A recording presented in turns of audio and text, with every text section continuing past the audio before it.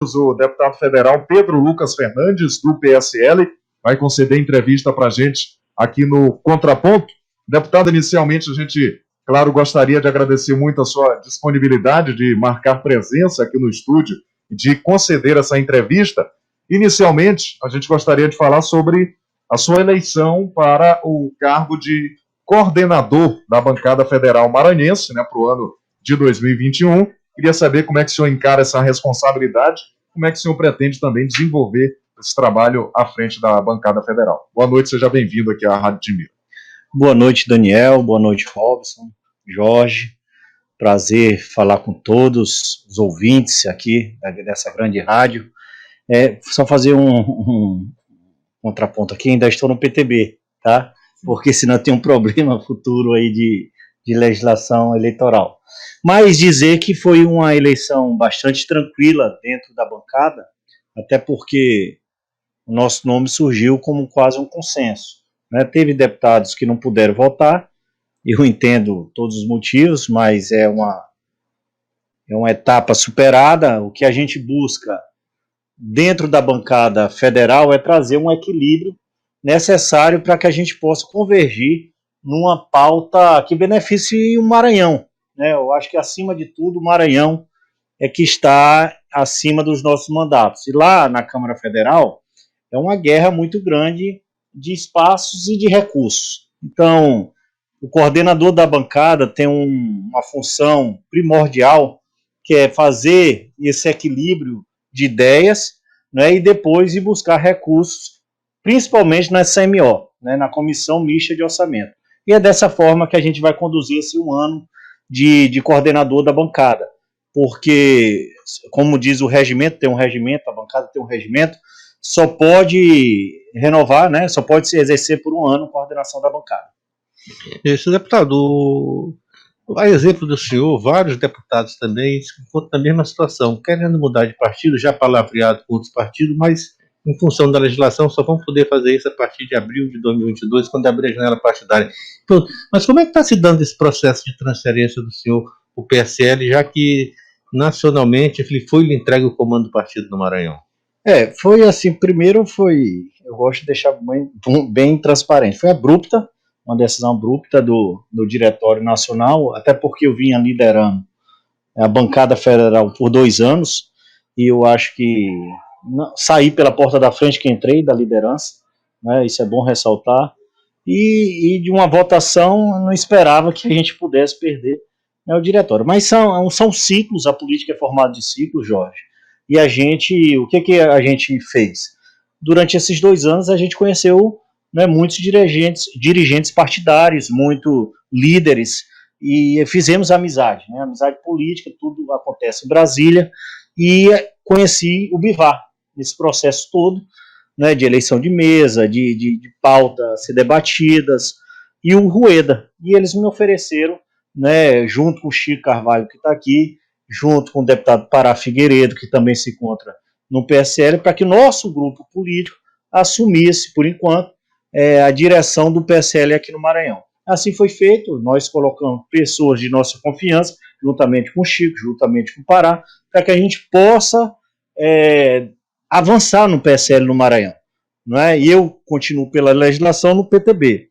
Eu gosto sempre, Jorge, Robson e Daniel, falar de alguns números. O nosso grupo político, aqui nessa eleição municipal, a gente pulou de 7 prefeitos para 14. Pulamos de 71 vereadores para 134 vereadores. Né? Então, e 3 vices para 11 vice-prefeitos. Então, a gente fez um trabalho muito presente na eleição municipal. E aí eu conto, né? Claro que nem sempre vem todo mundo, mas eu conto com a simpatia da maioria dos meus amigos correligionários que estavam no nosso grupo político, no PTB, caminhar junto conosco para o futuro do PSL. Deputado Pedro Lucas Fernandes, a Câmara de Deputados já instalou uma comissão especial para tratar da reforma eleitoral, pensando para o próximo ano. Que entre os pontos principais, a votação, né, a previsão de que seja a votação para deputados definida por distritão. Pela sua vivência lá na Câmara, há ambiente hoje para que seja aprovada essa reforma eleitoral, ainda que mínima, que possa ser para prevalecer para a eleição de 2022? A opinião que eu vou dar aqui não é partidária, tá? A opinião é do Pedro Lucas. Eu acho que distritão é a forma mais correta para a gente avançar. Não é? Quem tiver mais voto, a opinião popular, a opção popular de votar e a gente está lá dentro. É muito ruim quando a gente vê uma pessoa que teve tantos votos, né, e não está representando parcela da sociedade. Então, eu acho que o distritão seria a melhor forma. Ao ponto que eu acredito que não passa. Né, até porque alguns dirigentes, alguns presidentes de partidos, nos bastidores, já informaram que eles são contra. Então, eu acho que o que muda é aquela proposta de na sobra, para entrar tem que bater o coeficiente, não entrar independente se não bater o coeficiente. Isso é uma proposta vinda do Senado, eu acho que só essa parte que muda, né, que vai ter que bater o coeficiente para poder o candidato ser eleito. Há um grupo lá estudando uma mini reforma para ver se prevalece para a próxima eleição.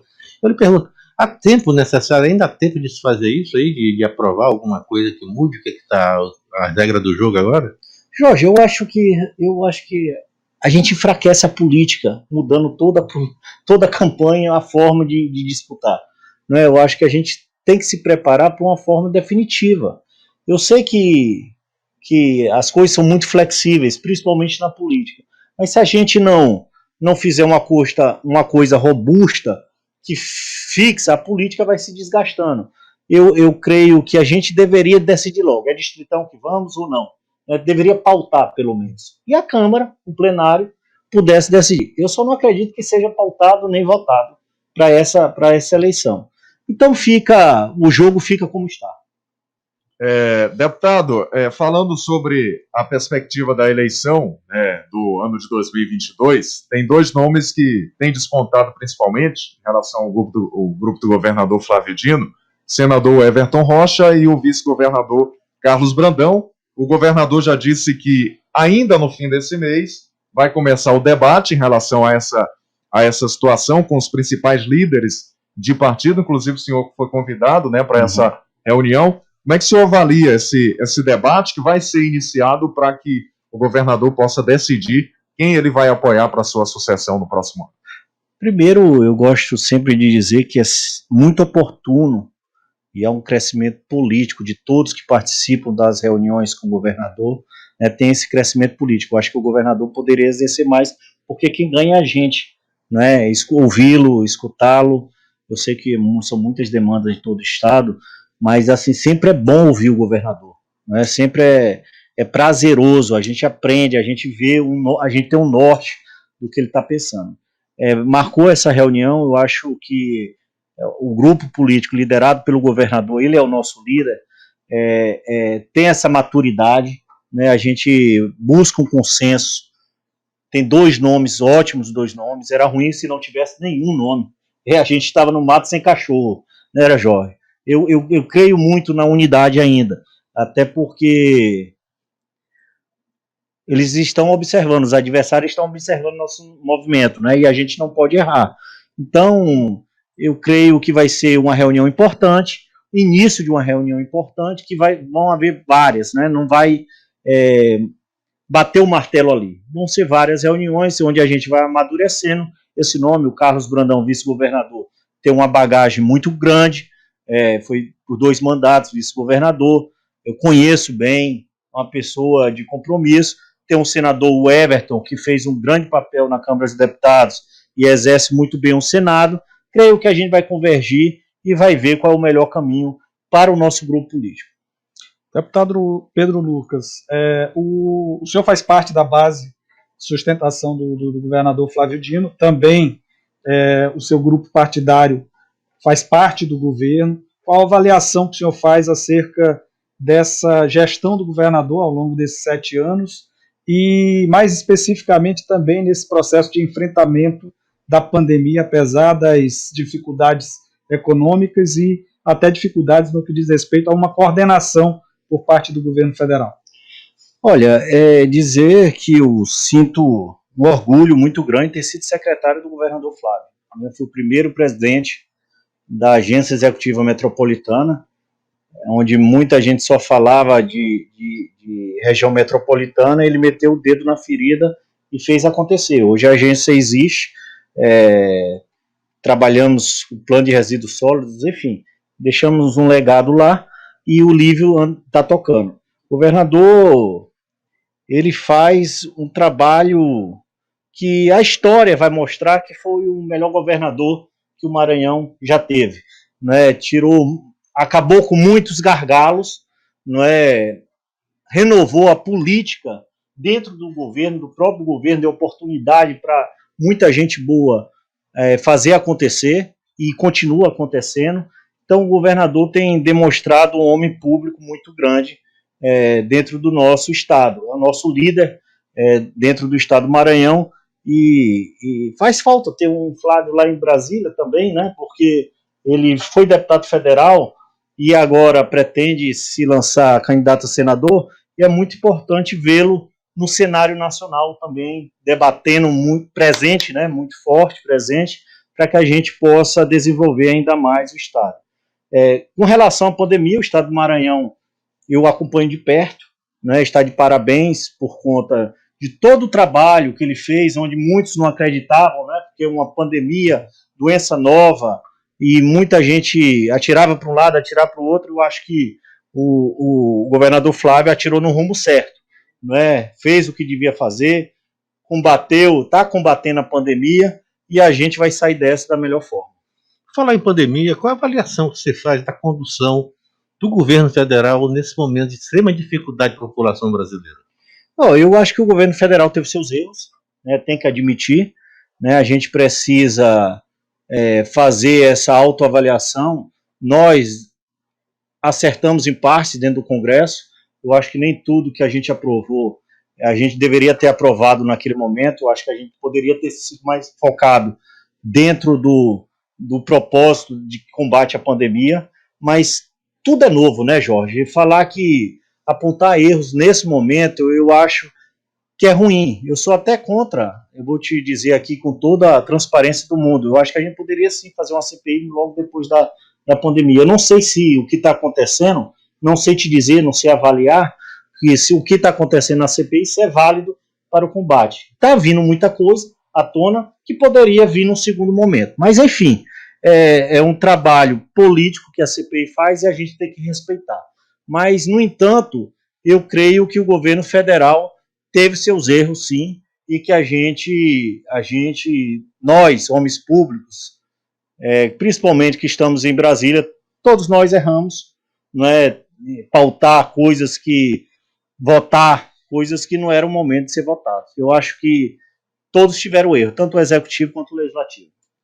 Agora, deputado, em relação, por exemplo, a auxílios, né, a nível nacional, a gente teve ano passado auxílio na casa dos R$600, né, que teve, inclusive, participação decisiva do ex-presidente da Câmara. Esse ano a gente não conseguiu, a nível nacional, renovar esse auxílio nessa margem. E aqui no estado, o governo do Flávio Dino tem implantado diversos auxílios a vários segmentos, a cultura, né, a profissionais do setor de transporte. Tem agora o programa Vale Gás, né, que é justamente um programa social. Como é que o senhor avalia essas iniciativas, né, principalmente aos segmentos que foram afetados diretamente pela pandemia, né, que tiveram que suspender essas atividades por conta da situação da Covid-19, principalmente falando aqui no caso do Maranhão?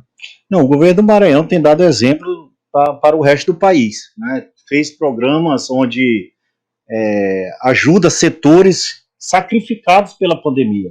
O governador Flávio Dino tem essa acessibilidade de ajudar aquele que mais precisa, e assim tem feito durante a pandemia. Eu creio que nós deveríamos estar mais atentos a essas ações que o governo do Maranhão está fazendo e está dando certo, e levar para o resto do país, né? Não politizar a situação e poder levar a verdade, né? O que está sendo combatido, como é que estamos ajudando aquele que mais precisa, o auxílio gás, né? O gás hoje passa de R$100, rapaz, é um absurdo. Eu mesmo tenho uma PEC que foi aprovada na CCJ, né, zerando o tributo do gás, né, tanto federal quanto estadual, para que a gente possa diminuir. Ano passado, já puxando o gancho, Robson, se me permite, aumentou os queimados no Nordeste em 35%. É muita coisa, né? Então, assim, esse Vale Gás ajuda, tudo que vem ajudar aquele que mais precisa durante a pandemia é muito importante. O governo do Estado do Maranhão tem feito. Deputado, a propósito disso, o senhor apresentou um projeto de lei que visa desonerar, vamos dizer assim, o 13º salário do trabalhador, retirando dele a contribuição do imposto de renda, né, a taxa do imposto de renda e também a contribuição previdenciária. Explica um pouco para a gente sobre esse projeto. 13º é gratificação. 13º não é salário, ele não pode ser tributado. E ele está sendo há muito tempo no Brasil. Quando foi instalado o 13º, acho que foi Getúlio, né? Foi Getúlio, se não me engano, Jorge, que implantou o 13º salário, uma briga grande. Muitos empresários diziam que o Brasil ia quebrar, né? Teve um aumento do produto interno bruto gigantesco. Então eu creio que a gente deixar, e olha que o Supremo está sinalizando para isso, tá? Que a gente deixe de tributar o 13º, esse dinheiro vai rodar na economia, o trabalhador brasileiro vai ter como gastar mais, vai ter como comprar comida, vai ter que comprar o gás, entendeu? Então, assim, o 13º é gratificação, o 13º não é salário. Eu creio que o projeto vai ganhar corpo. Eu estava falando agora pela manhã no escritório que 3 deputados federais já me procuraram querendo ser o relator. Eu, claro, quero que faça o melhor texto, né, o melhor relatório possível, e a gente põe para frente o projeto que é tão importante para o trabalhador. Deputado, o senhor faz parte de uma nova geração de políticos, isso é natural que haja essa renovação, essa afirmação na política do Estado. O que a população do Maranhão pode esperar essa nova safra aí, inclusive, qual o senhor está incluído de político? Olha, tem muita gente boa, né, chegando, fazendo política no Maranhão. Eu acho que essa geração não pode perder os bons exemplos, né, que também tem muita gente importante na nossa história política, mas que a gente possa ser uma geração mais aguerrida, né? Às vezes eu me encontro em Brasília e vejo que alguns estados têm uma bancada bem aguerrida. Eu acho que a gente vai chegar a esse nível de enfrentamento. Então, é uma geração que é jovem, que precisa ter essa referência política, né, lá atrás, mas sempre buscando um novo caminho, uma nova forma de fazer. Eu creio que essa oportunidade do governo Flávio foi muito importante para todos nós, né? Apresentou nomes importantes, gestões importantes. Ele passa a ser uma referência? Passa a todos nós, sem dúvida nenhuma. O Flávio nos incentiva a fazer a política dinâmica, né? A política com o olhar naquele que mais precisa. E eu tenho orgulho de dizer que eu aprendo muito com ele. 18 horas e mais 57 minutos em São Luís. Vamos encerrando. Teria mais algum questionamento, Robson? Então, já estamos no finalzinho do programa, as considerações finais do nosso deputado federal Pedro Lucas Fernandes, que é coordenador da bancada federal do Maranhão. Eu agradeço, Robson, Daniel, Jorge. É um desafio grande ser coordenador, né? Conto com a paciência não só dos senadores e deputados, mas de toda a população maranhense. Buscar aquilo onde o Nordeste ainda assim sofre um preconceito muito grande diante de um debate nacional. A gente tem que cada dia matar um leão, né? Então, de maneira muito transparente com meus pares e de maneira de muito diálogo, né? O presidente Rodrigo esteve aqui no estado, dizer que a ideia foi dele e ele que botou em prática. O orçamento de guerra foi muito importante, né? Para que a gente pudesse no ano 2020 fazer o enfrentamento da pandemia. Fazer com que esses desafios que o Maranhão tem, a gente possa diminuir nesse ano de bancada. Esse é o grande desafio.